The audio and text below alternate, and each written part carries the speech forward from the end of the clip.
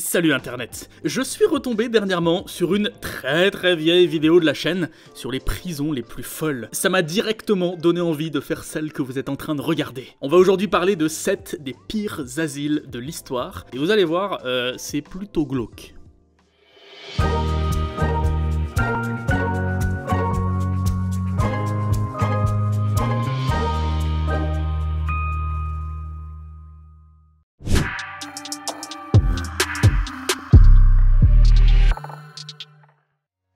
On commence par un asile dont vous avez sûrement déjà entendu parler si vous suivez par exemple les aventures du Grand JD. Et je pense aussi que c'est pas la première fois que j'en parle ici. Voici l'île de Poveglia, près de Venise en Italie. Cet endroit a connu de nombreuses utilisations. Ça a été une forteresse de défense, au cas où la République de Gênes cherchait à envahir Venise, puis un centre de douane pour les marchandises comme pour les voyageurs. Mais voilà que la peste s'invite en Europe et Venise commence à être décimée. On envoie les malades en quarantaine sur l'île où ils décèdent parce que, c'est la peste. Il n'y a pas trop de remèdes à l'époque. L'île reste un endroit de quarantaine jusqu'en 1814, il y aurait environ 160 000 victimes enterrées sur ce petit bout de terre. Déjà ça vous met bien l'ambiance. Mais l'île a en plus hébergé un asile psychiatrique très particulier. Nous sommes en 1922 et l'asile de Poveglia ouvre ses portes aux malades mentaux du coin. Bonjour, allez, on prend bien ces médicaments.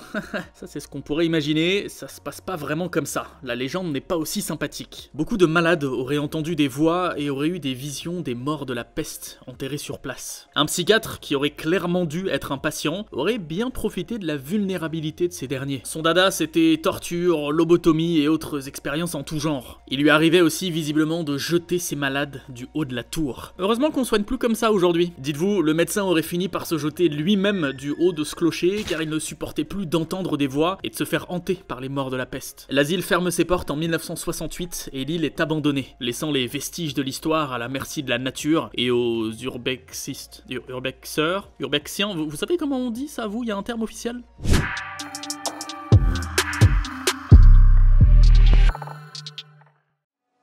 Bienvenue à Londres. Non, pas ce Londres-là, on rembobine un petit peu, et voilà, c'est celui-ci qui nous intéresse. De la boue, des bonnes odeurs, les bons clichés du 15e siècle. Moment où l'asile de Bedlam commence à recevoir ses premiers malades psychiatriques. Le nom officiel de l'endroit, c'est Bethlehem Royal Hospital, mais son petit surnom, c'est Bedlam. Les choses commencent à devenir vraiment malsaines à partir du 16e siècle. Les traitements abusifs sont à la mode, genre frapper les patients, leur appliquer des sangsues partout sur le corps, ou déclencher des chocs thermiques en leur balançant des seaux d'eau glacée. Le traitement le plus taré de tous reste quand même la thérapie de la chaise rotative. Plus tu vomis, plus les démons sortent de ton corps. Merci Erasmus Darwin, l'inventeur de ce joujou, et dire que des mecs font ça pour le plaisir de nos jours. En plus de toutes ces activités qui font rêver, l'administration commence à considérer l'asile comme comme un zoo. N'importe qui peut payer un petit quelque chose à l'entrée, puis se promener dans les couloirs tranquillement. On vous propose même quelques animations, comme tapoter les patients avec des bâtons, les harceler, ou juste simplement les frapper. Et ça a duré longtemps. Il a fallu attendre 200 ans pour qu'on ferme les portes au public. J'imagine qu'ils se sont rendus compte que c'était malsain et que les malades doivent être traités avec respect. Au contraire, comme il n'y a plus de public, le personnel soignant s'en donne à cœur joie dans les sévices. En 1814, un philanthrope anglais s'y rend, observe les abus et l'insalubrité de l'hôpital et balance le tout au comité parlementaire des asiles et à la Chambre des communes du Royaume-Uni. Dans la foulée, le directeur de l'hôpital est accusé de manque d'humanité et il démissionne en 1816. Pas de prison ou quoi que ce soit, il continue sa vie tranquillou. Génial. On passe au suivant ?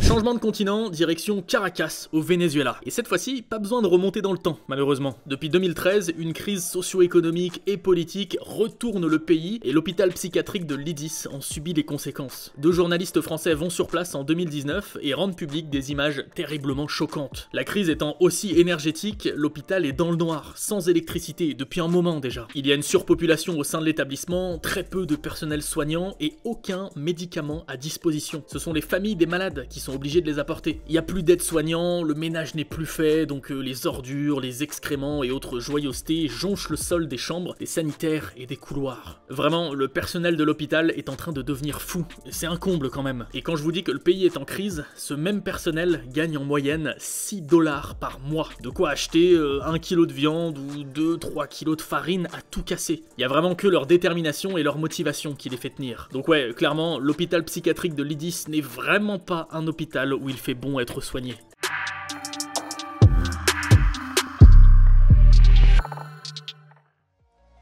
Dublin, 1767. Le premier asile de la Madeleine ouvre ses portes et commence à accueillir ce qu'on appelle les femmes déchues. Par femmes déchues, on entend prostituées par exemple, mais pas que. Dès qu'une femme se montrait un petit peu trop entreprenante ou enthousiaste au lit, et femme déchue. Une femme tombe enceinte hors mariage, même si c'est à cause d'une agression ou d'un inceste, femme déchue. Une fillette ou une femme handicapée mentale, femme déchue. Vraiment, superbe mentalité à l'époque. Et il y en a eu plein des asiles de la Madeleine. En Irlande, en Angleterre, en Écosse, au Pays de Galles, aux États-Unis, au Canada, en Suède, en Australie. On dirait des franchises de McDo pour la psychiatrie. Nous, celui qui nous intéresse, c'est celui-ci, Donnybrook. Ouvert en 1837, il était géré par les sœurs de Notre-Dame de la Charité. Bon bah c'est cool, des nonnes, elles ont dû prendre bien soin de leurs patientes. Non. Les femmes déchues étaient enfermées, cheveux coupés, en uniforme, avec du pain et de l'eau comme seul aliment. Elles recevaient peu, voire pas de visites, peu ou pas de courrier, et certaines étaient mises à l'isolement. On leur disait d'oublier leur nom et on leur donnait un numéro. Elles étaient obligées de travailler sans rémunération, faire du crochet, de la broderie, la lessive, etc. Les nonnes étaient en plus violentes. Elles battaient et flagellaient régulièrement les détenus. On peut clairement appeler ça des détenus à ce point-là. Celles-ci pouvaient passer des mois, des années, voire toute leur vie dans les blanchisseries. Pour les femmes qui arrivaient enceintes, les nonnes gardaient les nourrissons quelques mois avant de les donner à d'autres familles. La blanchisserie de la Madeleine de Donnybrook n'a fermé ses portes qu'en 1992. Vous avez bien entendu, hein, 1992. Et la toute dernière blanchisserie de la Madeleine a elle fermé en 1996.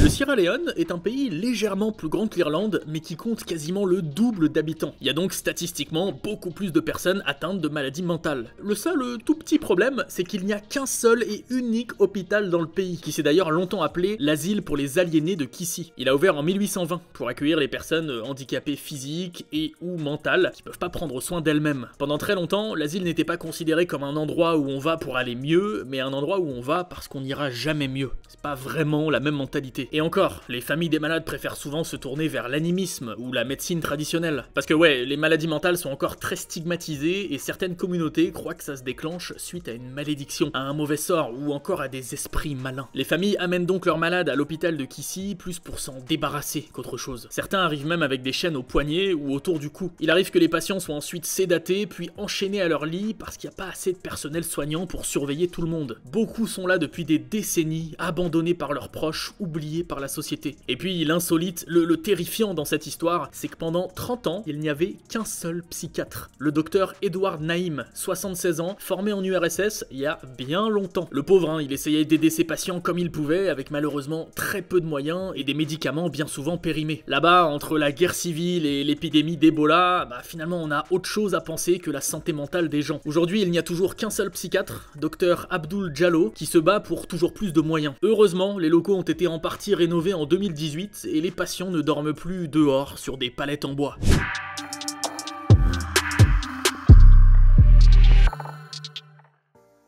On prend un petit bateau, hop hop hop, et on traverse l'Atlantique, bienvenue au Guatemala. La capitale abrite le seul hôpital psychiatrique du pays, et encore une fois, c'est pas beaucoup. Un seul pour 14 millions d'habitants. Nous sommes en 2014, lorsqu'un reporter de la BBC s'y rend sous couverture. Il décrit l'endroit assez simplement, l'hôpital le plus dangereux du monde. Les locaux étaient dans un état épouvantable, et au lieu de croiser des infirmiers ou des aides-soignants, on y croisait des policiers. Les patients étaient sous calmants, beaucoup à moitié nus, amorphes, allongés à même le sol. Les conditions d'hygiène étaient vraiment déplorables. Alors comment soigner dans un tel établissement? Eh ben on soigne pas. Je veux dire, chaque personnel soignant avait entre 60 et 70 patients à charge. Forcément, le seul moyen de les contrôler, c'était de les sédater. Ah ouais, et en plus de tout ça, certaines patientes étaient gardées à part et agressées par les policiers, les infirmiers, les autres malades, et même des fois, les médecins eux-mêmes. Un vrai bonheur. Après beaucoup de coups de gueule, de vidéos et photos rendues publiques dans le monde entier, l'Hospital National des Salud Mental Federico Mora a enfin été rénové et réinauguré en 2017. On va enfin avoir un petit peu de dignité humaine. Ou pas. Ouais, toujours pas de draps sur les lits, patients toujours très peu habillés. Un médecin a même déclaré que les cuisines et la buanderie n'avaient même pas été rénovées. Donc bon, même avec ces jolis murs repeints et un petit peu plus d'espace pour les patients, il manque toujours de médicaments, de matériel, de personnel soignant et surtout de conditions d'hygiène irréprochables. Alors autant vous dire qu'avec la pandémie du Covid, c'est encore moins la joie.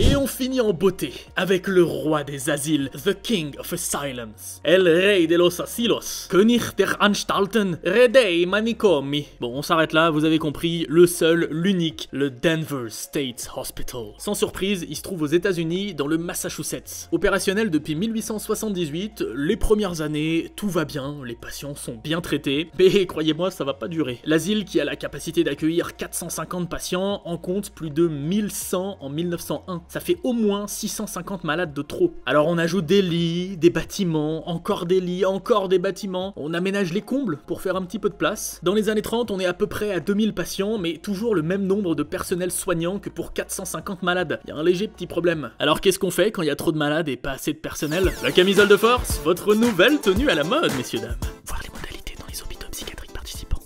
Les malades ne sont plus soignés, à peine gérés. En 1939, on a plus de 2300 patients, et rien que cette année-là, 278 trouvent la mort. Heureusement, en 1946, la cure de Sakel débarque. Vous voulez peut-être savoir ce que c'est, hein? Eh bien, la cure de Sakel, aussi appelée insulinothérapie, consiste à injecter de l'insuline chez le patient pour le mettre en état d'hypoglycémie jusqu'à le faire tomber dans le coma. Puis on lui redonne du sucre après plusieurs heures. C'est censé apparemment soigner la schizophrénie, bien sûr. Puis arrive la célèbre lobotomie, et dans la foulée, le traitement par électrochoc. À côté de ça, les médecins font plein d'expériences pas très agréables sur leurs patients et même sur des enfants venus se faire diagnostiquer de possibles handicaps mentaux. Et puis on arrive à la fin des années 80, c'est vraiment devenu un bordel, l'hôpital est délabré, les agressions et les accidents s'enchaînent, ça suffit, on arrête tout. Les derniers malades quittent Denver le 24 juin 1992, laissant l'établissement vide et abandonné. Enfin, vide, il y a juste des centaines de patients enterrés dans le cimetière de l'hôpital. Vraiment, je sais pas vous, mais malgré son architecture très sympa quand même, faut le reconnaître, cet asile me fait froid dans le dos. Mais attendez, j'y pense. Denver, j'en ai pas déjà parlé dans une précédente vidéo? Coïncidence tout ça? Allez, on se quitte sur cette note joyeuse. N'oubliez pas de vous abonner si c'est pas déjà fait, de laisser un petit like, un petit commentaire, de partager ce top 7 des familles, et moi je vous dis à très vite pour une nouvelle vidéo. Salut Internet.